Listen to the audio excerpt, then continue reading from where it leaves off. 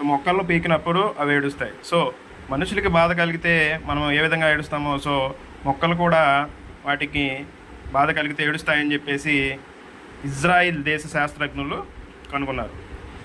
Israel దేశ శాస్త్రజ్ఞులు వీటి మీద పరిశోధన చేసి అవి చేసే శబ్దాలను గమనించి అవి మొక్కలు పీకినప్పుడు ఏడుస్తాయని చెప్పేసి కనుగొన్నారు. సో ఏ ఏ మొక్కల పరిశోధన చేస్తే అవి బాగా వాళ్ళకి తెలిసిందంటే టమాటో, పొగాకు, ఈ 2 మొక్కల మీద ప్రయోగాలు చేస్తే వాటి యొక్క పీకినప్పుడు ఏడుస్తాయని చెప్పేసి తెలిసింది. సో మొక్కలు పీకినప్పుడు అవి ఏడుస్తాయని తెలిసింది. ప్రపంచంలో మొట్టమొదటిసారిగా మొక్కల శబ్దాన్ని వీళ్ళు రికార్డ్ చేశారు.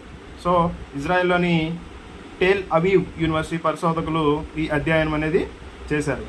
మొక్కలు పీకిన తర్వాత అవి సౌండ్ను చేస్తున్నట్టు వాళ్ళు గుర్తించారన్నమాట.